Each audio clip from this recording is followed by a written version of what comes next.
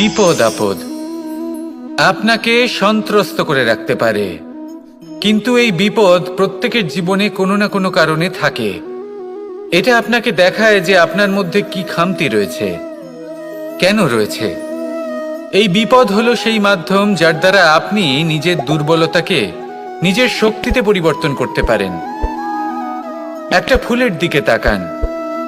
একটা ফুল, তার বুকে যখন একটা সূচ বিঁধে এপার ওপার হয়ে যায়, শুধু তখনই আমাদের প্রভুর জন্য ফুলের মালা তৈরি করা যায়। সেই জন্য কখনোই বিপদকে ভয় পাবেন না, তার থেকে দূরে পালাবেন না, একে স্বাগত জানান। বোঝার চেষ্টা করুন এই বিপদ কেন আছে। যদি বিপদকে বুঝতে পারেন তবেই জীবনকে বুঝতে পারবেন। যদি জীবনকে বুঝতে পারেন তবে এই বিপদকে সম্পদে পরিণত করতে পারবেন। আসুন আর আমার সাথে ভালোবেসে বলুন, রাধা রাধা। পরিকল্পনা অত্যন্ত গুরুত্বপূর্ণ, এটা আমাদের জীবনে অত্যন্ত আবশ্যক, এটা আমাদের জীবনে। কিন্তু এই পরিকল্পনা ঠিক কতটা হওয়া উচিত, অর্থাৎ এই পরিকল্পনার সম্পর্কে কতটা চিন্তা করা উচিত, কতটা ভবিষ্যতের বিষয়ে চিন্তা করা উচিত। এবার দূরদর্শিতা অত্যন্ত বিশিষ্ট গুণ মানব জীবনে, কিন্তু দূরদর্শিতায় এতটাও মগ্ন হওয়া উচিত নয় যে কাছের জিনিসগুলোই নজরে না পড়ে। আজকের কথা বাদ দিয়ে শুধুই ভবিষ্যৎ নিয়ে চিন্তা করা অনুচিত। এবার দেখুন, পরিকল্পনা করুন, কিন্তু তার থেকে বেশি উপভোগ করুন। এই মুহূর্ত সম্পর্কে অবগত নয়, কিন্তু ভবিষ্যতের কথা আমরা চিন্তা করতে থাকি। আমি এটা অনুভব করতে চাই, ওইটা অনুভব করতে চাই, ওই আনন্দ প্রাপ্ত করতে চাই। এটা অনুচিত। পরিকল্পনা করুন, সংযত করুন, কিন্তু আজকে, বর্তমানকে, এই মুহূর্তকে। জীবনের বাস্তবিক আনন্দ এটা, আর জীবনযাপনের সব থেকে শ্রেষ্ঠ পথও এটা। আসুন আমার সাথে ভালোবেসে বলুন, রাধা রাধা। মানুষ ছোট হোক বা বড়, রাজা হোক বা দরিদ্র, সমস্ত মানুষের মধ্যে একটা সামঞ্জস্য থাকে। সমস্ত মানুষের কাছে তার প্রশংসা অত্যন্ত গুরুত্বপূর্ণ।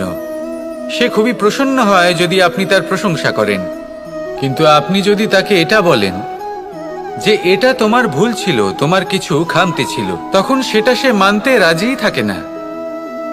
সব মানুষ এটা শুনতে পছন্দ করে যে সে যেটা করেছে সেটাই সর্বোত্তম। এবার আমি আপনাকে একটা কথা বলি, এ হলো নিন্দা, এ হলো প্রশংসা, আর এই হলো সত্য, যা সবার থেকে উচ্চস্থানীয়। সেই জন্য মানুষ আয়না দেখে। আয়না তাকে তার সৌন্দর্য দেখায় না, তাকে দেখায় যা সত্য, যাতে মানুষ আরো সুন্দর হওয়ার চেষ্টা করতে থাকে। তাই আয়না অত্যন্ত গুরুত্বপূর্ণ সত্যকে জানার জন্য। জীবনে নিন্দুকের মাহাত্ম্য প্রশংসকের মাহাত্ম্যের থেকে অনেক বেশি। কেন? কারণ তারা আপনাকে আপনার খামতি দেখায়, আপনার ভুলগুলো বুঝিয়ে দেয়, আপনাকে একটা সুযোগ দেয় নিজেকে শুধরে নিতে, নিজেকে আরো শ্রেষ্ঠ করে তুলতে, যা প্রশংসক করতে পারে না। তাই জীবনে যদি কখনো নিন্দা করা হয়, তাকে ভালোবেসে গ্রহণ করুন, ধন্যাত্মক রূপে গ্রহণ করুন। যদি নিজেকে কোনো শিক্ষা দেওয়া সম্ভব হয় তাহলে অবশ্যই দিন। দেখবেন মন প্রসন্ন হয়ে বলবে, রাধা রাধা। আকাঙ্ক্ষা কখন লোভে পরিণত হয়ে যায় তা কেউ বলতে পারে না। এবার তার পরিণাম কি হতে পারে তাও আমরা কেউ জানি না। আজ আমি আপনাকে বলছি, কোনো ব্যক্তি সব থেকে বেশি ক্ষতির সম্মুখীন তখনই হয় যখন সে এটা মনে করে যে সে সব থেকে বেশি সুরক্ষিত স্থানে রয়েছে। সে ভাবে যে সে সেখানে সুরক্ষিত রয়েছে। সে তখন অসাবধান হয়ে পড়ে, আর তখনই তাকে জীবনের সব থেকে বড় ক্ষতির সম্মুখীন হতে হয়। নিঃস্ব হয়ে যাওয়ার পরিস্থিতি কোনো মানুষের জীবনে তখনই আসে যখন তার কাছে প্রচুর সম্পত্তি থাকে এবং সে তার থেকেও অনেক বেশি সম্পত্তি অর্জন করতে চায়। সেই অনেক বেশি সম্পত্তি অর্জন করার চেষ্টায় সে এমন কিছু করে বসে যার ফলে তাকে সমস্ত সম্পত্তি হারাতে হতে পারে। একজন রচনাকার নিজেই নিজের প্রতিভা একদম শেষ করে দিতে পারে যখন সে অনেকগুলো কাজ নিজের কাঁধে নিয়ে নেয়। একটা গুরুত্বপূর্ণ কথা সবসময় মনে রাখবেন, আজ আপনি যেখানেই থাকুন না কেন, যেমনই যে কোনো স্থানেই থাকুন না কেন, এর পেছনে আপনার আকাঙ্ক্ষার একটা বিশাল ভূমিকা রয়েছে। কিন্তু মনে রাখবেন, আপনাকে শিখতে হবে যে কখন আর কিভাবে নিজের উচ্চাকাঙ্ক্ষাগুলিকে লাগাম পরাতে হবে, কারণ এটা অত্যন্ত আবশ্যক। তাই আসুন আর আমার সাথে ভালোবেসে বলুন, রাধা রাধা। মানুষ কতটা বিচিত্র হতে পারে, সব সময় স্বপ্ন দেখতে থাকে যে কাল আমি এটা করব, কাল আমি ওটা শুরু করব, কাল আমি ওটা সম্পন্ন করব। এই যে কাল শব্দটা, এই কাল অত্যন্ত বিচিত্র এক শব্দ। আমরা সবসময় এটাকে আসতে দেখতে পাই, কিন্তু এটা আসাতে বর্তমানে পরিণত হয়। আবার আজ নতুন কাল দেখতে পাই, তার জন্য অপেক্ষা করি, যখন সেটা সামনে আসে বর্তমানে পরিণত হয়। এই কাল সবসময় একটা মিথ্যে সান্ত্বনা দেয় যে সে আসছে, কিন্তু সে কখনোই আসে না। যেটা আপনার হাতে রয়েছে তা হলো আজ, বর্তমান। তাই যা করার আছে, যা সম্পন্ন করতে চান, যা শুরু করতে চান, আজ করুন, বর্তমানে করুন। কারণ আজ আপনি যা করবেন সেটাই আপনার ভবিষ্যৎ নির্ধারিত করবে। ভবিষ্যতের বিষয় ভাবতে থাকলে ভবিষ্যৎ সুন্দর হবে না। আজ কর্ম করতে হবে। তাই আজ বর্তমানে জীবনযাপন করুন, কর্ম করুন, আর আমার সাথে ভালোবেসে বলুন, রাধা রাধা। সৌন্দর্য। মানুষ নিজের সৌন্দর্যের বিষয়ে কতটা ভাবে, চায় যে সে সব থেকে বেশি রূপবান হবে, সব থেকে বেশি সুন্দর হবে। কিন্তু সৌন্দর্যের পরিভাষা কি তা কি সে জানে? কোনো মাকে জিজ্ঞেস করুন, ওনার জন্য সৌন্দর্যের পরিভাষা ওনার সন্তান। কোনো ভক্তকে জিজ্ঞেস করুন, ওনার জন্য সৌন্দর্যের পরিভাষা ওনার ভগবান। শ্রীরামকে জিজ্ঞেস করুন, ওনার জন্য সৌন্দর্যের পরিভাষা হলো হনুমান। ভাঙা হানু, ফুলে যাওয়া মুখ, দেখতে গেলে উনি বানর, লম্বা লেজ, এত নিরীহ যে ওনাকে অমূল্য মালা দিলে সেটা ছিঁড়ে তার ভেতরে শ্রীরামকে খুঁজছিলেন। কিন্তু ওনার ভাবনা কত সুন্দর। উনি এটা বিশ্বাস করেন যে সংসারের যতই মূল্যবান জিনিস দিয়ে এই মালা তৈরি করা হোক না কেন, যদি এর মধ্যে শ্রীরাম না থাকেন তাহলে এর মধ্যে কোনো অর্থ নেই। সৌন্দর্য রূপে নয়, ভাবনায় নিহিত থাকে। যদি আপনি সৌন্দর্য প্রাপ্ত করতে চান তাহলে তা কর্মে নিয়ে আসুন, ভাবনায় এবং বিচারে নিয়ে আসুন। এই সৌন্দর্য আপনার সাথেই থাকবে। যদি আপনি সৌন্দর্যকে রূপের মধ্যে খোঁজেন তাহলে কিছুক্ষণের জন্য পাবেন, সেই সৌন্দর্য সময়ের সাথে হারিয়ে যাবে। সৌন্দর্য যদি পেতে চান, খুঁজতেই চান, তাহলে হৃদয় খুঁজুন, কর্মে খুঁজুন। মন প্রসন্ন হয়ে বলবে, রাধা রাধা। আমরা সকলেই কামনা করি, আমরা সবাই সেটা প্রাপ্ত করতে চাই যা আজ পর্যন্ত কেউ প্রাপ্ত করেনি, সেটা পেতে চাই যা আজ পর্যন্ত কেউ পেতে পারেনি, সেটাই কাছে রাখতে চাই যা আজ পর্যন্ত কখনো আমরা পাইনি। এবার সেটা কিভাবে করা যেতে পারে? যদি আপনি সেটা প্রাপ্ত করতে চান যা আজ পর্যন্ত আপনি কখনো পাননি, তাহলে আপনাকে সেটা করে দেখাতে হবে যা আজ পর্যন্ত আপনি কখনো করেননি। সেই চেষ্টা করতে হবে যা আজ পর্যন্ত কখনো করেননি, সেই পরিশ্রম করতে হবে যা আজ পর্যন্ত কখনো করেননি। তবেই আপনি সেটা পাবেন যা আজ পর্যন্ত কখনো পাননি। কারণ যেমন বীজ বপন করবেন তেমনই অঙ্কুর আপনি লাভ করবেন। আসুন আর আমার সাথে ভালোবেসে বলুন, রাধা রাধা। মানুষের মানসিকতা এমন হয় যে সে যতটা করে আশা করে যে তার থেকে অনেক বেশি তার বদলে সে পাবে। দেখুন, সবকিছুই আপনার ভাবনা চিন্তার উপর নির্ভর করছে। আপনি যদি ফলের বিষয়ে ভেবে কর্ম করতে থাকেন তাহলে সেটা অনুচিত। জীবনের আসল আনন্দ হলো নিজের কর্ম করতে থাকা, ফলের চিন্তা করা উচিত নয়। যদি আপনি এরকম ভাবেন যে আমি এতটা করছি, আমার এতটা পাওয়া উচিত, সেই ভাবনা অনুচিত। যদি আপনি সেবার মানসিকতা নিয়ে কর্ম করতে থাকেন, কর্মচক্রে প্রবাহিত হন, যদি আপনি এমন ভাবনা রাখেন যে আমি এতটা পাচ্ছি, তাই এর থেকে অনেক বেশি আমি কর্ম করব, তাহলে নিশ্চিত রূপে আপনি যতটা করছেন তার থেকে অনেক বেশি আপনি পাবেন। আপনার আশার থেকে অনেক বেশি আপনি পাবেন। শুধু জীবনে অনেক বেশি কাজ করতে থাকুন, ফলের চিন্তা করবেন না। আর মনে রাখবেন, এই ভাবনাই সব থেকে বড় বীজ। কর্মের উপর বিশ্বাস রাখুন। জীবনে যা যা আপনি চান সবই সুখময় হবে। আসুন আর আমার সাথে ভালোবেসে বলুন, রাধা রাধা। ধন মানুষের জীবনের সব থেকে বড় প্রয়োজনীয়তা, সেই অস্ত্র যার দ্বারা মানুষের জীবনের অনেক সংকট দূর করে দেওয়া যেতে পারে, সেই মাধ্যম যার দ্বারা সংসারের সমস্ত জাগতিক সুখ স্বাচ্ছন্দ্য লাভ করা যেতে পারে। কিন্তু ধনের দ্বারা আমরা সব কিছু লাভ করতে পারি না। জাগতিক স্বাচ্ছন্দ্য আমরা লাভ করতে পারি, কিন্তু সুখ লাভ করতে পারবো না। সুখের উপকরণ আমরা লাভ করতে পারি, কিন্তু সুখের অনুভূতি লাভ করতে পারবো না। আনন্দ, সন্তোষ, প্রসন্নতা এগুলো ধন দ্বারা লাভ করা যায় না। কিন্তু হ্যাঁ, আনন্দ, সন্তোষ আর প্রসন্নতার সাথে যদি কোনো কাজ করেন তাহলে অবশ্যই ধন লাভ করবেন। তাহলে আসুন আর এই প্রসন্নতার সাথে বলুন, রাধা রাধা। মানুষের জীবনে সবসময় কিছু না কিছু ঘটে চলেছে। কখনো ভালো কিছু ঘটে, আবার কখনো দুর্ঘটনা ঘটে। এবার যখনই কোনো দুর্ঘটনা ঘটে, মানুষ ঈশ্বরের কাছে প্রার্থনা করে যে, হে ঈশ্বর, আমাকে রক্ষা করুন, এই বিপদ থেকে আমাকে উদ্ধার করুন। বা সে সেই সমস্ত দোষ চাপিয়ে দেয় নিজের প্রারব্ধ, নিজের ভাগ্যের ওপর। কিন্তু যদি আপনি গভীরভাবে ভাবেন, তাহলে প্রত্যেক দুর্ঘটনা, বাধা এবং বিপদ আপনার জীবনে শুধু একটাই উদ্দেশ্য নিয়ে আসে, আপনাকে আরো যোগ্য করে তোলার জন্য।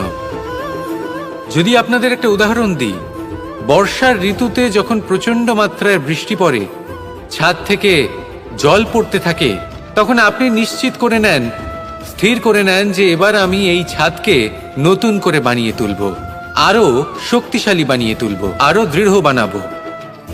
আপনার জীবনে যখন কোনো অসুখ করে, তারপর আপনি জীবনে আরো সাবধানী হয়ে যান, আরো সতর্ক হয়ে যান, স্থির করে নেন যে এটা যেন দ্বিতীয়বার না হয়, ঠিক কিনা? এই বিপদ, এই দুর্ঘটনা, এই সংকট, এগুলো জীবনে আসবে আপনাকে আরো শ্রেষ্ঠ করে তোলার জন্য। এবার এটা আপনার ওপর। আপনি একে ভাগ্যের পরিহাস বলে মনে করবেন, নাকি ঈশ্বরের সংকেত মনে করবেন, যিনি আপনাকে আরো শ্রেষ্ঠ করে তুলতে চান? সিদ্ধান্ত আপনারই। আসুন আর আমার সাথে ভালোবেসে বলুন, রাধা রাধা। সংসারে দুই ধরনের পথ হয়, উচিত পথ আর অনুচিত পথ। একটা শুভর দিকে নিয়ে যায় আর একটা অশুভর দিকে নিয়ে যায়। অনেক সময় অজ্ঞানতাবশত জীবনে আমরা সেই পথ নির্বাচন করে নিই যা আসলে অনুচিত। তারপর নিজেকে আশ্বস্তও করে ফেলি যে এই পথেই চলতে হবে, এখান থেকে ফেরার পথ নেই। কিন্তু যদি সত্যি বলি, তাহলে এটা শুধুই আপনার ভ্রম। আপনার মধ্যে শুধুমাত্র একটু দৃঢ়তার অভাব আছে, তা জাগ্রত করুন আর বাড়িয়ে তুলুন। আপনি দেখবেন এই সংসারে এমন কোনো পথ নেই যেখান থেকে ফিরে আসা সম্ভব নয়। এমন কোনো মানসিকতা নেই যা বদলানো সম্ভব নয়। যদি আজ এই মুহূর্তে আপনার মনে হয়ে থাকে যে আপনি কোনো অনুচিত পথে আছেন আর আপনি কোনো শুভ পথে যেতে চান, তাহলে ওখান থেকে ঘুরুন আর ফিরে আসুন, আবার সেই মোড়ে ফিরে আসুন আর সেই পথ নির্বাচন করুন যা আপনার জন্য শুভ। একটু সময় অবশ্যই লাগবে, কিন্তু নিশ্চিত রূপে আপনার উদ্দেশ্য এবং আপনার গন্তব্য এই দুই অনেক শ্রেষ্ঠ হয়ে উঠবে। তাহলে আসুন আর আমার সাথে ভালোবেসে বলুন, রাধা রাধা। কোনো গাছের গায়ে লেগে থাকা ফলকে দেখুন, সে কতটা সুখী অনুভব করে, কতটা সুরক্ষিত অনুভব করে। তার যে খাবারের প্রয়োজন পড়ে তা সে গাছের শিকড় থেকে পেয়ে যায়। গাছের শাখা, ডাল তাকে সাহায্য করে থাকে, পাতা তাকে আশ্রয় দেয়, ওকে ছায়া প্রদান করে। কিন্তু সেই ফল যদি ওখানেই থাকে, তাহলে কি হবে? উচিত হবে না। ওই ফলকে ছেড়ে পড়ে যেতে হবে, মাটিতে পড়তে হবে, সেটা ফেটে যেতে হবে, নিজের বীজকে মাটির নিচের অন্ধকারে পৌঁছে দিতে হবে। তারপর সে রূপ পাল্টাবে আর এক অঙ্কুরে রূপান্তরিত হবে। অঙ্কুর যা বৃক্ষে রূপান্তরিত হবে, বৃক্ষ, যা অনেক ফলকে জন্ম দেবে। সেইভাবেই আপনি জীবনে যদি মহান কিছু করতে চান, শ্রেষ্ঠ কোনো কাজ করতে চান, তাহলে আপনাকে সুরক্ষা ক্ষেত্র থেকে বেরিয়ে আসতেই হবে আর কর্ম করতে হবে। দেখুন, সোনাকেও কুন্দন হবার জন্য তপ্ত হতে হয়। আপনাকেও মহান হবার জন্য কর্ম তো করতেই হবে। তাই কর্ম করুন, মহান হয়ে উঠুন, আর আমার সাথে ভালোবেসে বলুন, রাধা রাধা। কখনো কোনো চাতক পাখিকে দেখেছেন? কথায় আছে যে বছরে মাত্র একবার সে তার তৃষ্ণা মিটিয়ে থাকে, আর তাও আকাশে ভেসে থাকা মেঘের দ্বারা ঘটানো বৃষ্টির জলের ফোঁটা থেকে। আর কোথাও থেকে সে তার তৃষ্ণা পূরণ করে না। সারা বছর সে নিদারুণ গরম সহ্য করে, তীব্র শীতও সহ্য করে, শুধু এই আশা নিয়ে যে বছরে একবার অন্তত সেই মেঘের ঘন ঘটা হবে, বৃষ্টি হবে, আর সে তার তৃষ্ণা নিবারণ করবে। এটা আসলে কি? এটা আসলে বিশ্বাস। সেই বিশ্বাস যে বছরে একবার সেই মেঘ আসবে তৃষ্ণা নিবারণ করতে। যেমন দেখুন, একটা সূর্যমুখী ফুল সারা রাত অন্ধকারের সাথে যুদ্ধ করে, কারণ তার বিশ্বাস যে ভোরবেলায় সূর্য তাকে অবশ্যই দর্শন দেবেন। সেটাও বিশ্বাস ছিল যার উপর ভরসা করে মনু একটা নৌকা নিয়ে বেরিয়ে পড়েছিলেন এবং সমস্ত সৃষ্টিকে প্রলয়ের হাত থেকে বাঁচিয়েছিলেন। সেটাও ছিল ভালোবাসার প্রতি বিশ্বাস, যার উপর ভরসা করে বানর এবং ভাল্লুক সেনা নিয়ে শ্রীরাম আক্রমণ করেছিলেন সমস্ত বরদানপ্রাপ্ত অসুরগণ এবং রাক্ষসগণের লঙ্কায়, এবং জয় লাভ করেছিলেন। এই বিশ্বাসই হল এই বিশ্বের আশা। বিশ্বাস রাখুন যে আপনি হলেন সর্বশ্রেষ্ঠ এবং শুধুই নিজের কর্ম করতে থাকুন। এই বিশ্বাসের আশাই আপনাকে প্রতি মুহূর্তে বল প্রদান করবে। এ হলো আমার বিশ্বাস। আসুন আর আমার সাথে ভালোবেসে বলুন, রাধা রাধা। ভোজন। এই সংসারে যেই হোক না কেন, কোনো মানুষ হোক, কোনো প্রাণী হোক, কোনো কীট হোক বা কোনো বনস্পতি হোক, প্রত্যেকের জন্য ভোজন অতি আবশ্যক। কারণ ভোজন থেকেই শক্তি পাওয়া যায়, আর সেই শক্তি দিয়েই সংসারের, আমাদের জীবনের সমস্ত কার্য করা যায়। এবার এমন এক ধরনের শক্তি হয় যা শীতের ঋতুতে সূর্য থেকে আমরা পেয়ে থাকি, আর আরেক ধরনের উত্তাপ হয় যা দিয়ে ভোজন রান্না করা হয়, সুস্বাদু নানান ধরনের ভোজন। এবার অত্যন্ত গুরুত্বপূর্ণ হলো যে ব্যক্তি সেই ভোজন বানাচ্ছেন তার মানসিক পরিস্থিতি, এবং সেই ব্যক্তি যিনি ভোজন গ্রহণ করছেন তার মানসিক অবস্থা। যখনই আপনি ভোজন বানাচ্ছেন তখন ভালোবাসার সাথে কাজটা করুন, ধন্যাত্মক ভাব নিয়ে, সৎ ভাবনার সাথে। কারণ আপনার এই মানসিক স্থিতি শক্তির আকারে সেই খাদ্যের সাথে মিলে মিশে যায়। আর যখনই আপনি ভোজন গ্রহণ করছেন তখন সদ্ভাবনার সাথে, প্রসন্নতার সাথে গ্রহণ করুন, ধন্যাত্মক ভাব নিয়ে। যদি আপনি প্রসন্নতার সাথে রান্না করেন, প্রসন্নতার সাথে খাদ্য গ্রহণ করেন, তাহলে আপনি প্রসন্নই থাকবেন, আর মন সুপ্রসন্ন হয়েই বলবে, রাধা রাধা। সংসারের বিভিন্ন ক্ষেত্রে আপনি অনেক কিছুই দেখতে পাবেন। যে কোনো খেলা, কোনো নাটক দেখতে পাবেন, কেউ কোনো খেলা খেলছে তা দেখতে পাবেন, আর দর্শকগণ এই দেখে অত্যন্ত আনন্দ লাভ করেন, হাততালি দিতে থাকেন, প্রশংসা করতে থাকেন, নিজের অন্তরের উৎসাহ প্রকাশ করতে থাকেন। কি দেখে করেন? সেই সমস্ত খেলোয়াড়দের দেখে করেন যারা এই খেলাটা খেলছে, তাই না? কিন্তু অনেক সময় সেই খেলোয়াড়রা সেই খেলার আনন্দ উপভোগ করতে পারেন না, কারণ ওনারা চাপা পড়ে যান তাদের কামনার চাপে। জয় লাভ করার কামনা, প্রথম স্থান লাভ করার ইচ্ছে, প্রতিযোগিতায় সব থেকে এগিয়ে থাকার ইচ্ছে তাদেরকে এই খেলা উপভোগ করতেই দেয় না। সেই জন্য কখনো কখনো এই খেলোয়াড়দের থেকে অনেক বেশি আনন্দ উপভোগ করেন দর্শকগণ, যেখানে এই খেলাটা কিন্তু খেলছেন খেলোয়াড়রাই। আমি এটা বলছি না যে এই ইচ্ছে, এই আকাঙ্ক্ষা অনুচিত না, কিন্তু তার সাথে সেই খেলা, সেই কর্মের আনন্দ উপভোগ করাও অত্যন্ত গুরুত্বপূর্ণ। তাই সেটা উপভোগ করুন, যে উৎসাহ আপনি উপভোগ করছেন তা যাপন করা অত্যন্ত গুরুত্বপূর্ণ। দেখুন, সত্যি বলতে এটা কিন্তু আপনার অধিকারও বটে। আপনি যে কর্ম করছেন তার ফল তো আপনি অবশ্যই পাবেন। সেটা যখন আপনি পাচ্ছেন তখন আপনার তা উপভোগ করা উচিত। সেটাই করুন। জীবনে সফলতা এবং অসফলতা এরা আসা যাওয়া করতে থাকে। যখন সাফল্য আসবে তখন তা উপভোগ করুন, যখন অসফলতা আসবে তখন তার থেকে শিক্ষা লাভ করুন। সাফল্য আপনার কাছে আবার ফিরে আসবে। আর এই মন, আপনি তো জানেন, এই মন প্রসন্ন হয়ে বলবে রাধা রাধা।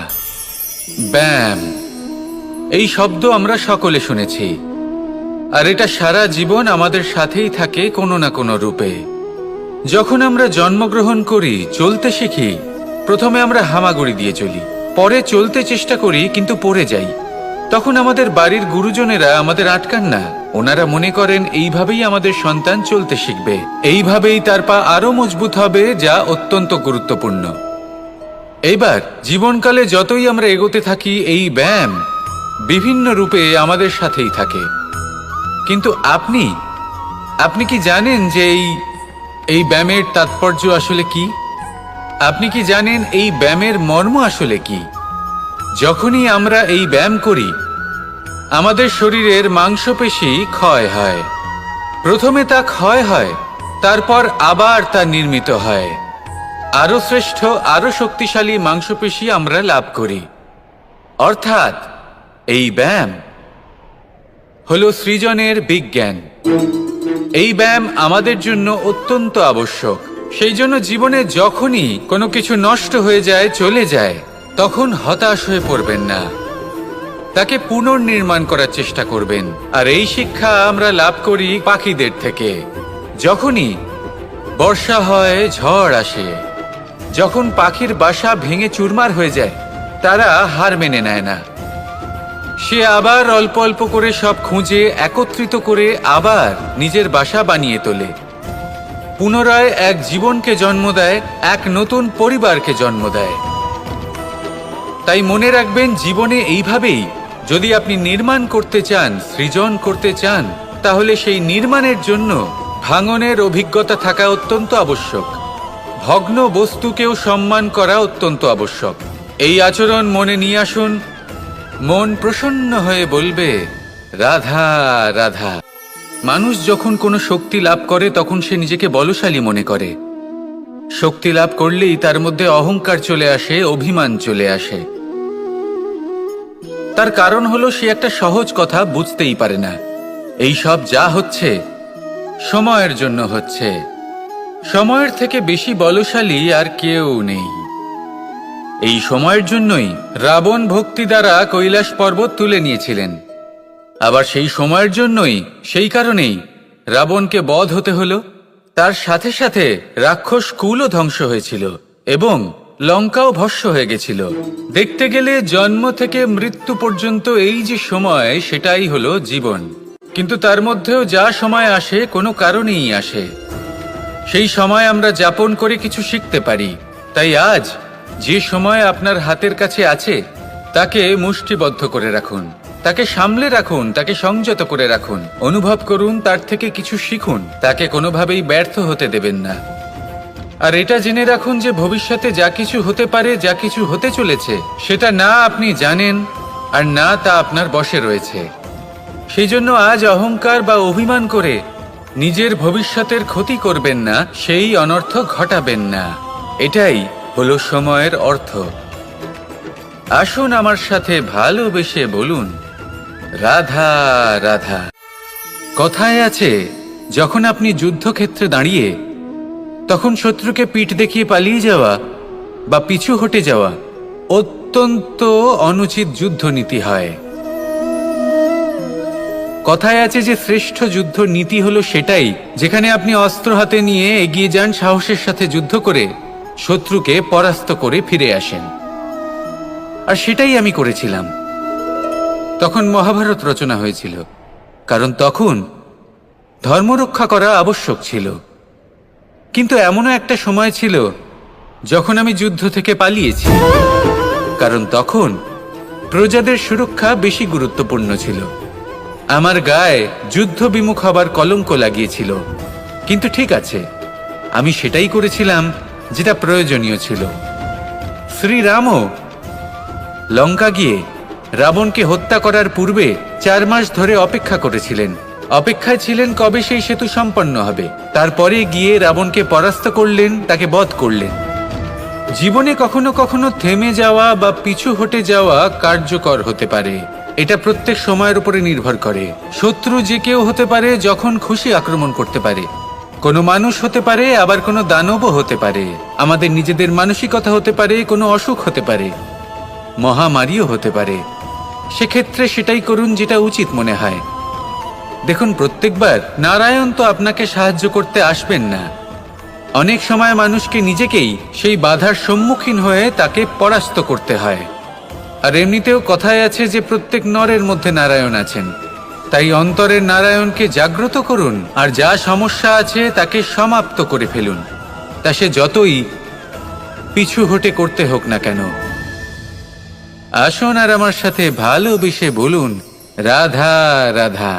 গুরু, যিনি পথ দেখান, আমাদের জীবনে অত্যন্ত গুরুত্বপূর্ণ, অত্যন্ত আবশ্যক। কিন্তু কিছু মানুষ মনে করেন যে গুরুর কোনো প্রয়োজন নেই, কারণ এই সমগ্র জ্ঞান মানুষের অন্তরেই নিহিত রয়েছে। এবার প্রশ্ন এটাই, যদি সমস্ত জ্ঞান মানুষের অন্তরে নিহিত থাকে, তাহলে গুরুর কি প্রয়োজন? আর যারা আজ পর্যন্ত গুরুকে মেনে এসেছেন, তারা কি অনুচিত করেছেন? এর উত্তর আমি আপনাকে দেব একটা উদাহরণ দ্বারা। একটা কাঠ যা জ্বলনশীল, জ্বলনের ঊর্জা তার অন্তরে নিহিত রয়েছে, কিন্তু তার জ্বলনের জন্য বাইরে থেকে একটা অনুঘটকের প্রয়োজন হয়। এই অনুঘটকই হলেন আপনার গুরু। উত্তাপ যা একটা কাঠকে জ্বালাতে পারে, সেই উত্তাপ হলো গুরুর প্রচেষ্টা। যদি সেই গুরুই না থাকে, তার প্রচেষ্টাই না থাকে, তাহলে সেই সমস্ত জ্ঞান যা মানুষের অন্তরে নিহিত, তা ব্যর্থ হয়ে যাবে। যদি আপনার সাথে আপনার গুরু থাকেন, আপনার পথ প্রদর্শন করেন, আপনার অন্তরের জ্ঞানকে বাইরে নিয়ে আসতে পারেন, তাহলে তাকে সম্মান করুন। আর আমার সাথে ভালোবেসে বলুন, রাধা রাধা।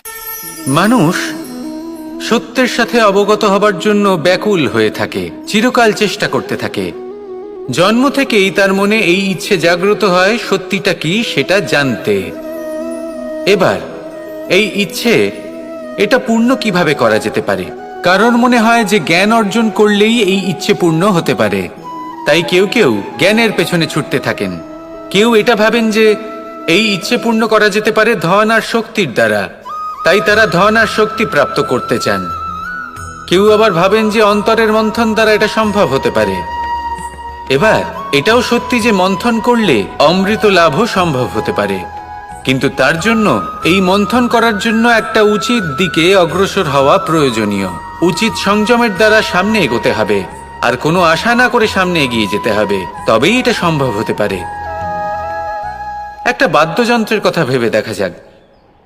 তার থেকে সুর তখনই নির্গত হয় যখন তার তারগুলি ঠিক করে বাঁধা হয়।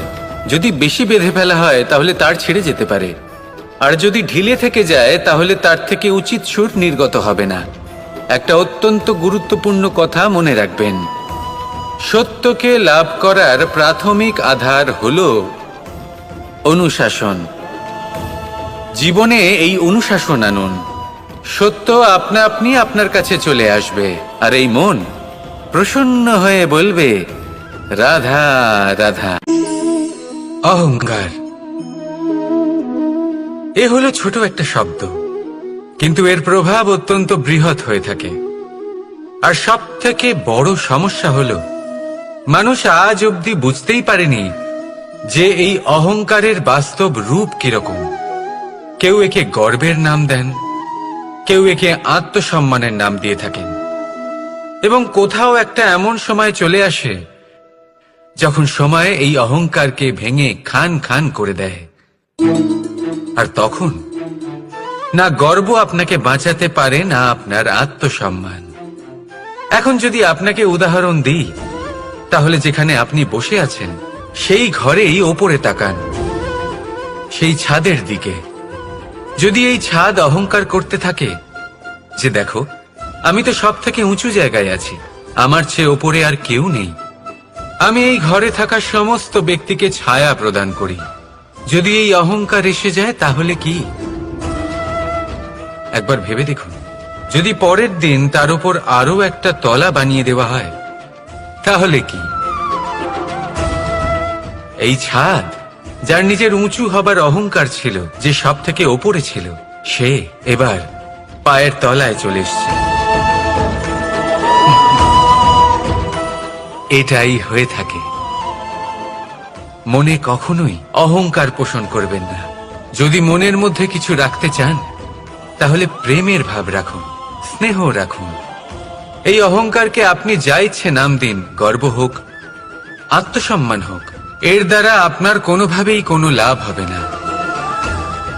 তাহলে এই অহংকারকে ত্যাগ করুন আর আমার সাথে ভালোবেসে বলুন, রাধা রাধা।